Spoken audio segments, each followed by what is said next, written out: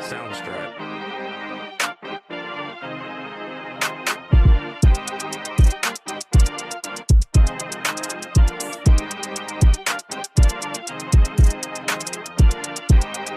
Soundstripe.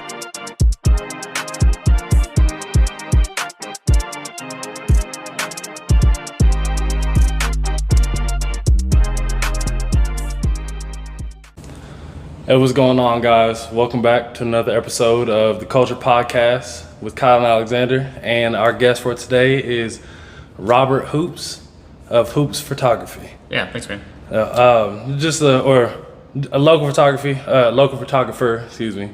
That I liked his work, and I followed him right when I started the page, and was doing all my stuff and admired his work, so I reached out to him and asked him to come on. Rock and roll. Yeah, it's good to be here. Yes. So just give us a little bit of background about yourself before where you're from, where'd you go to school, did you go college or anything like that? Yeah, sure. So I'll give you a rundown. Lifelong Kansas Cityan. It's been awesome to I turned 39 tomorrow, so I've been here my whole life. And, thanks, mate. It's just it's been really cool to grow up in Kansas City and go through all its various phases where you necessarily didn't love downtown. There wasn't a whole lot to offer back in the early 90s or whatever. But I was a kid, to be fair. Yeah. But in high school, I remember going to the very first Fridays, and it was 3 places, and then now it's just this huge explosion. But just the downtown corridor here, when Power and Light opened, it just opened up everything else and connected the Northland to the Crossroads and then beyond. It's just been so cool to see that organic growth and that just explosion, this cultural, artistic renaissance, and just to be a part of it. Going to school for creative things, there was always the stigma, you got to move away, to the coasts or to Chicago or whatever. And kind of glad I stayed in KC because it's been super cool to be a part of all this, Yeah. So I initially went to college for theater. I'm sorry. Okay. I went to college initially for art school. I went to art school initially at KCAI. Lasted 1 semester. One of my classes was photography, and I was fucking horrible at it. Yeah. This is still back in the day when you had we're developing your own film, and I failed that hard. Yeah. Just a lot of stuff went down that semester. September 11th. A good buddy of mine died, a tragic accident. He was an expert sailor and he drowned. I don't do this. Don't.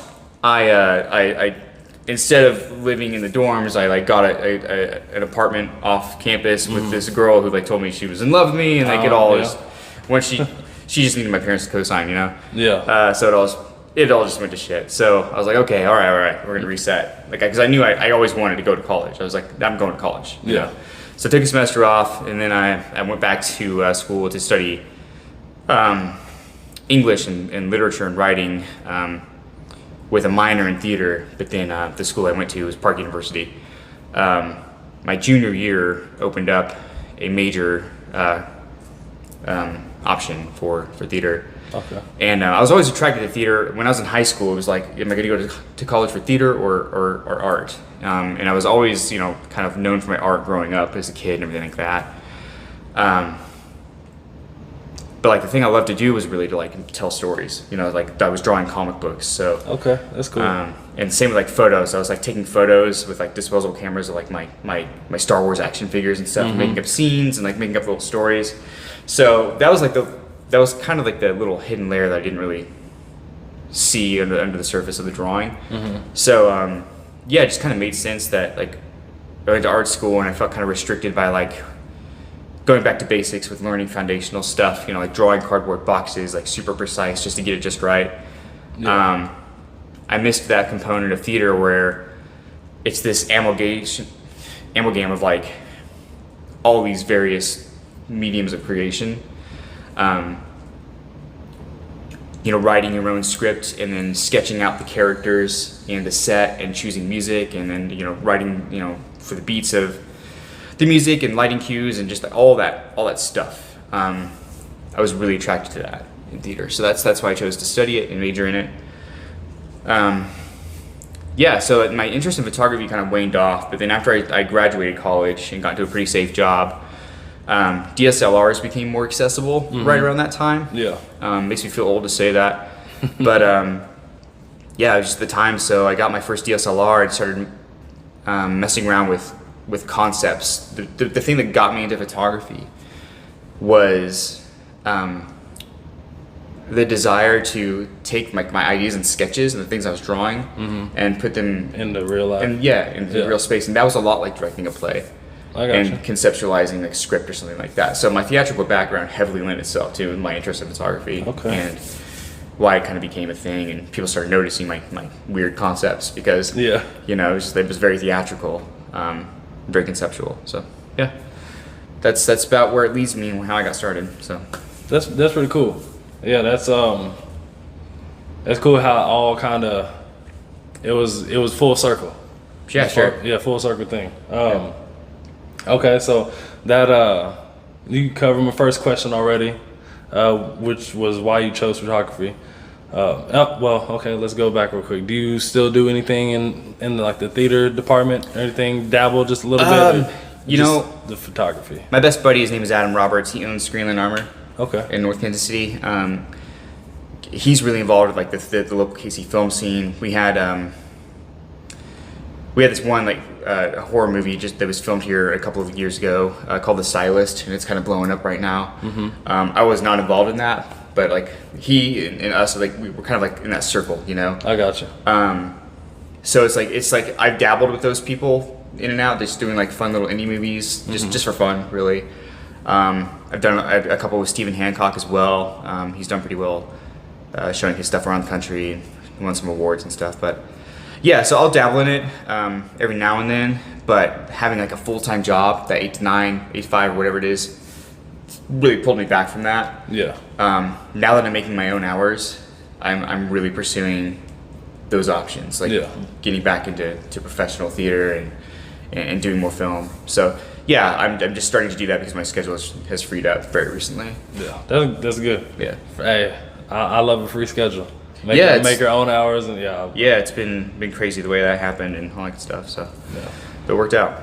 Okay, so my next question. Now I know just a little bit about cameras, and I say just a little bit.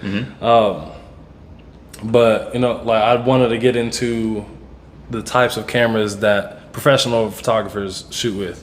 Sure. So what are some of the ones you use? I'm a Canon guy. Okay. I like Canon cameras because I feel like they're easier to use on the fly. When I was going back and forth between Nikons and Canons, and like shooting weddings and stuff back when I used to do that, I found it really hard to like switch like ISOs really fast. Like when you're like in a church and it's dark and you need to like switch it up really, really quickly. Yeah. Just the model of Canon I had at the time was super fast at doing that, and the Nikons I was working with were not. Okay. So I cut my teeth working with, the first camera I got was a Canon Rebel with a nifty 50 lens. I don't know if you know what that is. I do not. It's a 50mm prime lens that the aperture opens up to 1.8, which lets a lot of light in. So it teaches fledgling photographers how to how to manipulate low light, which is super important. Yeah. But it's a very costly. They call it nifty 50 because it's 50mm, but it's also like $150. Super cheap lens that'll like just make your photos look kick-ass. Okay. So that was a really great starter kit, and that's anybody who asks me like what to start with. That's it. Get a Canon Rebel and a nifty 50, and learn how to rock light. So that was that. But now I'm really partial to the Mark IIIs and Mark IVs, the Canon Mark III, Mark IVs, 5Ds. I currently shoot with a 35mm prime lens. I love that there's a Rockstar telephoto lens. It's like a 70 to 200 millimeters, opens up to 2.8 or something like that. It's really great for shooting events in dark spaces. Yeah. I love capturing motion, like just like freezing it. And if you're shooting like a volleyball game or something like that, or something from far away, that's the lens. Okay. But yeah, then when I upgraded from using the 50mm nifty 50 lens to like a beefy 50mm lens, I was using the Canon their prime 50mm, but it was like the one that opens up to like 1.2. which is really expensive. So I don't recommend it because you don't really need to open that wide. I found because the depth of field is so short that like I could focus on your nose and that would be the focus, but the rest of your face would be like blurry. You know, it's just like you don't need it. So don't spend the money on that. So yeah, my 50 millimeter or 35 millimeter opens up to like 1.4, and I hardly even open up that wide.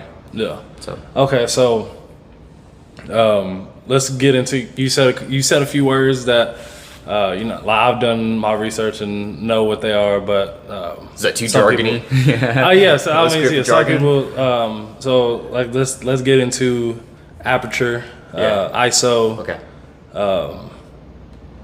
Shutter speed. That's another thing. There's like three main ones. That is. It's like the holy trinity. That's what I describe. It's like the Triforce in Legend of Zelda. You know, photography is all a game about balancing those three forces. So ISO is how you can knock it up like lower and higher to shoot better in dark spaces. So you can knock up your ISO higher to shoot in the dark better, but it'll make your photos more grainy. Yeah. So to combat that, you can use the other two. You can open up your shutter speed to a slow shutter speed to let in more light. But if you're shooting motion, that's going to make everything blurry. Yeah. So you want a fast shutter speed if you want to capture that motion. But if you're doing like a long exposure, like the galaxy or something like that, you know, like stars outside, it's cool. You just like leave it on a tripod in a fixed position and let the lens do its work. Yeah, Aperture is the one that I feel like is the real heavy hitter for portrait photography. So how it's kind of like your eyeball. You know, how narrow or wide you open the lens. Aperture lets in more light or less light. Yeah. So, you know, balancing out those other two forces where you can knock up the ISO or speed up or slow down the shutter speed just really affects how your photos look. And the depth of field, you know, you can put everything in the background in focus along with your subject, or your subject in focus and everything else blurry. I got you. So yeah, just it's all about manipulating those three. Okay, so I know you said you named off a few of your lenses. So would you say your favorite was the rocket one? Is that the one that's your favorite? I mean, it's not my favorite. It's just I feel like if you know you're in a job that requires you to like shoot action or shoot events, and you don't want to be in people's faces, and you want to be intrusive, that's the one to get. You want to get that telephoto. I got you. Something like that. But no, I would definitely. I mean, I would recommend a good 35 millimeter or 50 millimeter.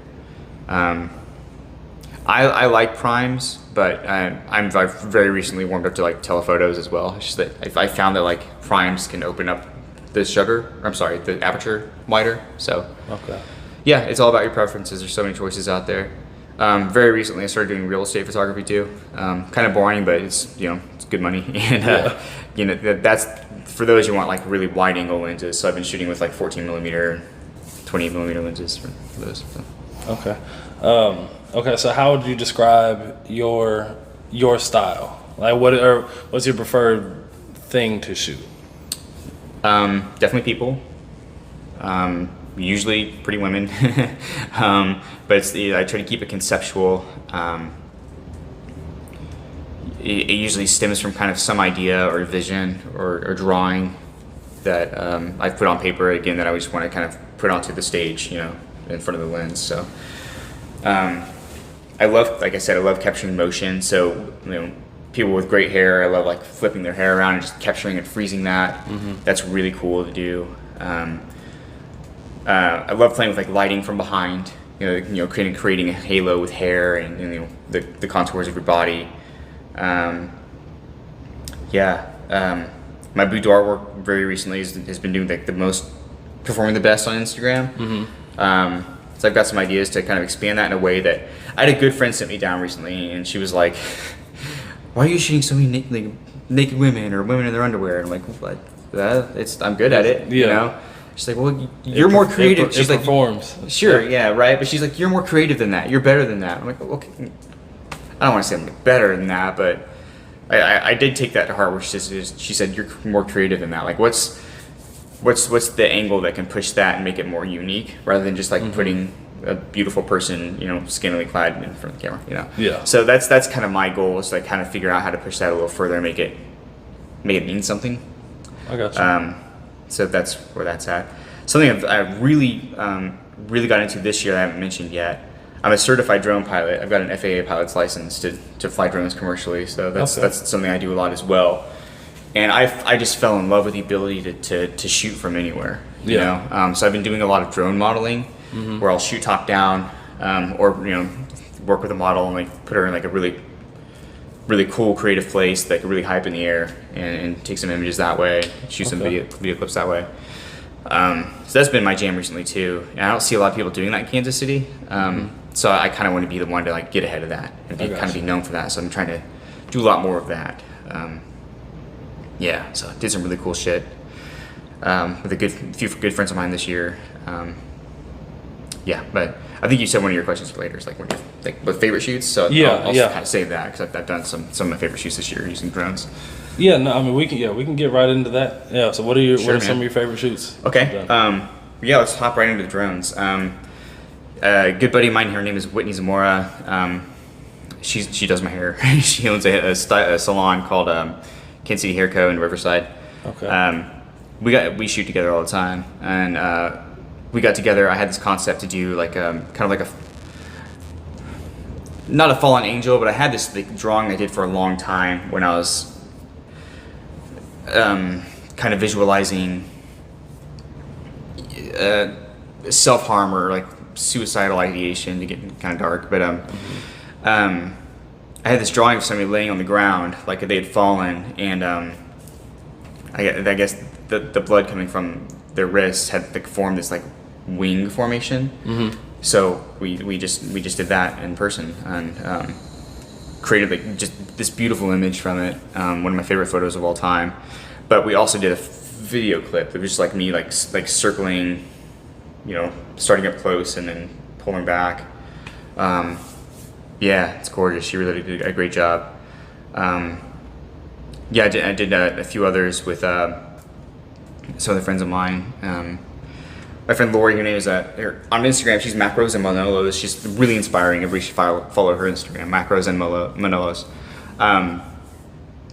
I had this red ribbon and like long red cloth, and just like wrapping that around her in various ways, and it kind of looked like an umbilical cord. So that was really neat to do, and she was doing awesome poses with like this cool black outfit she brought. Really stylish. That was neat. That's another one of my favorites. But aside from drone stuff, some of the stuff I've done just like on my DSLR camera, some of my favorites have been going way back. One of my earliest concepts was called the Smoking Girl, and it was just kind of like this exploration between like dark, tarnishing beauty, I guess, but like the allure of it. Yeah. I don't know, but it was I would have these models smoking and like exhaling like really beautiful looking smoke, but have like this black tar dripping down from their mouth. Okay. And everybody thought it was like this anti-smoking PSA. Yeah. And that wasn't the direction I was going for. I could totally see how it could be seen that way, but it was more like just this exploration of, like I said, just kind of like tarnishing beauty and like the allure of that, how it can kind of be intriguing or mysterious. Yeah. I was a big fan of those. I liked doing those. Kind of moved away from them just so it wasn't a crutch, Yeah, I gotcha. Broadening your horizons. Yeah, for sure. Sure. Just all my other shoots have been like, I did a really great shoot with a circus performance troupe called Moondrop Circus. We traded services because they performed at a Halloween fundraiser benefit I produced at Belvoir Winery. It was awesome. They were like breathing fire and like doing like aerial stuff and walking on stilts on Halloween night. It was so cool. So in turn for that, I gave them like the killer photos, and we went to the West Bottoms in the morning at dawn, and we were there for hours, and I keep going back to those images. It's probably like 10 years old now. Yeah. We just got so much good shit from that one. And it was just like really, really different from what I usually shoot. They're these contortionists and daredevils throwing fire around and hanging from like really precarious things, and just like putting their bodies in really, really neat positions. It was very different from all the stuff I'd ever shot. So that one will always be one of my favorites. Other than that, anything in my home studio with like cool lighting and capturing motion really fast. Going back to that. Yeah, gotta love it. Yeah. So like one of the things that I haven't got into taking pictures of people, like doing portrait stuff. So I'm a big scenery person. Sure. So like, what are some of your favorite scenery pictures? I saw one while I was scrolling. That one with the barn, that was really cool. And then even because I saw like your. Why can't I think of what you wrote on it was you fell in love with just that image, is kind of like a worn down barn. Yeah. So I really like that one. But what are some of your favorite ones? I dig that one because a week after I shot that, the barn was demolished. Oh. And perfect timing. My battery was dying on my drone, so it was trying to land. And that's right when this red-tailed hawk landed on top of the barn and like didn't give two shits about my drone. Yeah. He was like, oh, whatever, Yeah. I'm an apex predator. I don't give a shit what you are. Yeah. So I was like, oh my gosh. So while my drone is actively trying to land itself, I'm fighting it and like just circling around trying to get these cool shots of this bird. And I got those. So yeah, that's definitely one of my favorite landscape ones. Everything I shoot, I never really do landscape on DSLR. It's all drone, Mm-hmm. It's just a little easier the camera to handle, in my opinion. Others I got were like really early on. I'm a big fan of drone photography personally because I think it's boring just to like get really high in the sky and just take photos from far away. I want to get I love it because it's like controlling a camera in a video game. Yeah. Flying a drone is like playing a video game. It really is. Yeah. But like you can put that camera anywhere, and it's like I want to get like up close and personal with like those things that we look at, like the landmarks in Kansas City from far away. I want to see like the face on the Liberty Memorial statues. Yeah. So I did that. That was one of my best performing drone photos of all time. I took one in the fall, the Western Auto sign. It's been done to death a million times, so I got really close to it, and I got carefully, of course. I do this very safely. Yeah. I don't do anything that's like reckless. I'm not to toot my own horn, but I'm really fucking good at driving drones. Okay, I just am. And so I was able to get like really close and do this really cool perspective. Because being a photographer is all about just the artistry behind the lens. That's a really, really popular one, really, really good selling one. As far as my prints go, I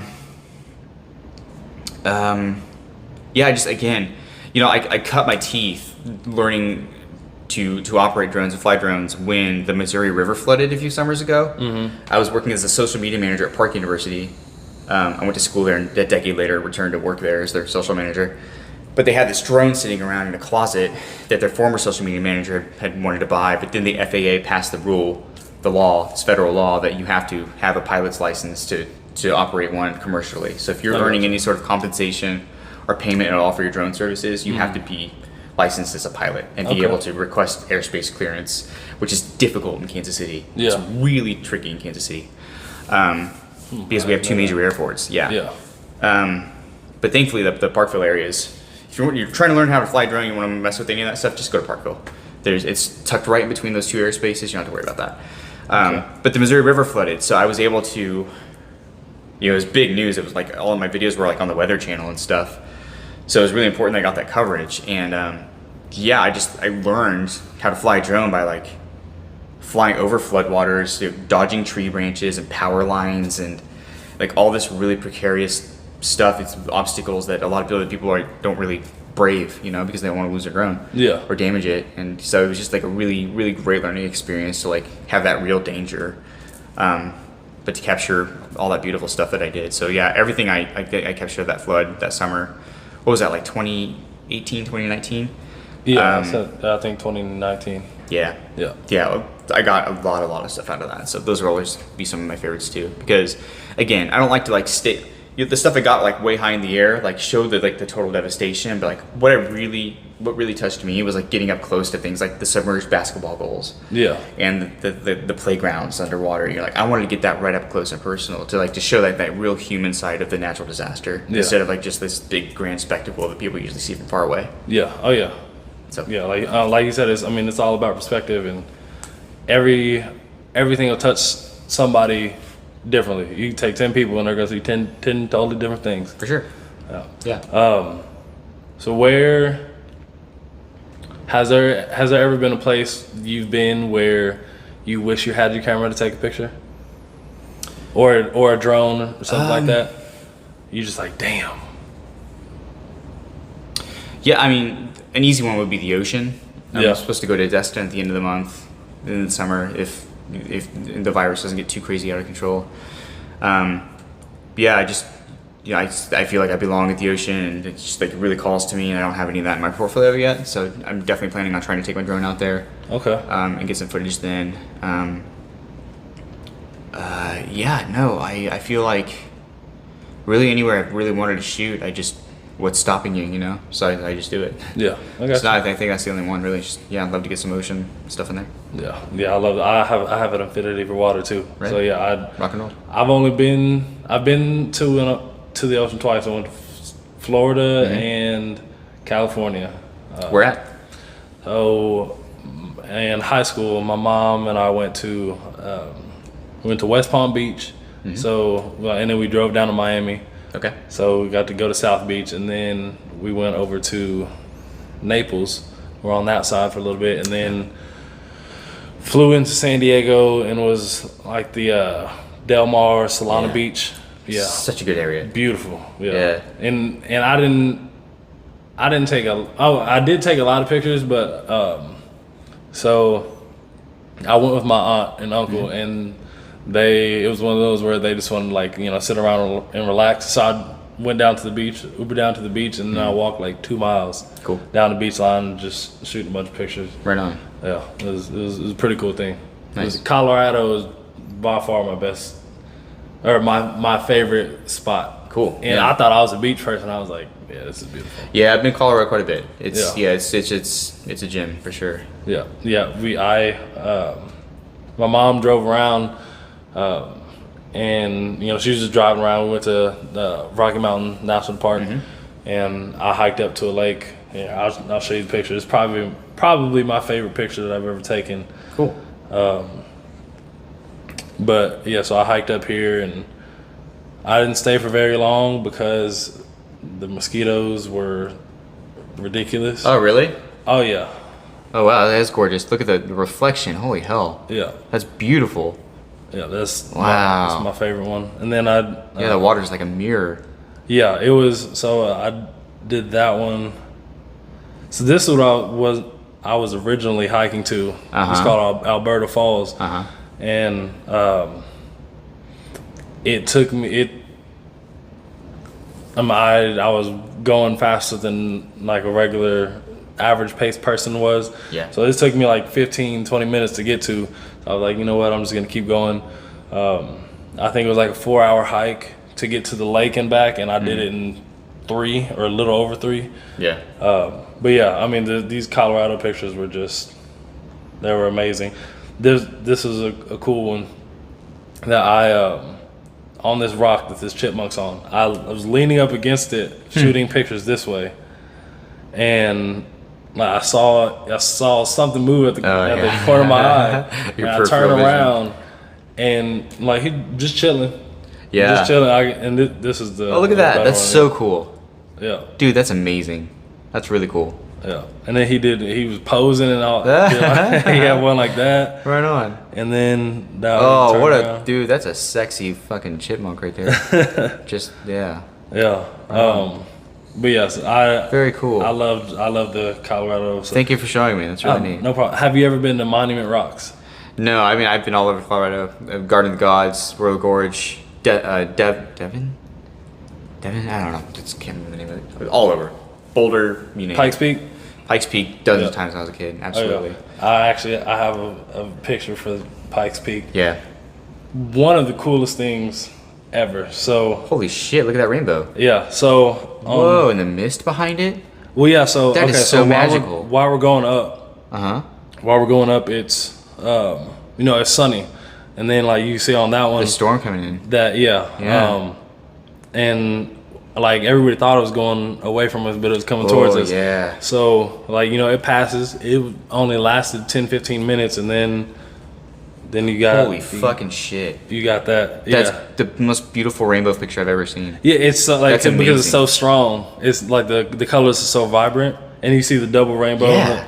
Yeah, it was Incredible. yeah. Wow. And then you can see it on the like it. Oh, went all look the way at down. that. Holy shit. Yeah. Damn, Earth is beautiful. Oh yeah. Those are really great. But yes, went to Garden of the Gods too. But Monument Rocks, that's actually in western Kansas. Okay. And it's just On the very cusp of it, or? no, it's not on the cusp of it, but it's just in the Okay, no, I've never been there. yeah, it's Really neat. It's a cool little spot. Now, I mean, it's literally in the middle of nowhere. Uh-huh.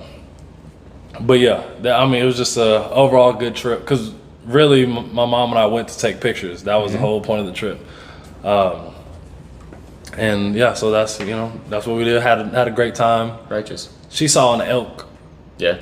And I didn't. Yeah, when I was hiking, she saw an elk, and I was so disappointed because I was like, I'm gonna see an elk or like a bighorn ram or something like that. I saw a chipmunk and a few rabbits. I did see a deer. I saw a deer, but I see deer all the time. But yeah, so it was a fun trip. Cool, man. Yeah, I love Colorado. Beautiful. Beautiful place.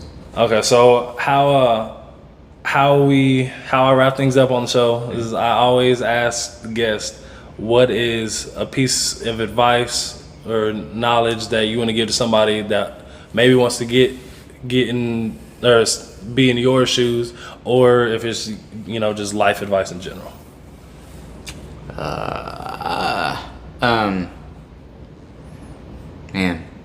I'll answer the former first. If you're looking to just start getting into photography and you want a DSLR camera, I said it earlier, just get a good Canon Rebel. They're not too expensive, and that nifty 50 lens I mentioned, it's like $150. I think it's actually like $120.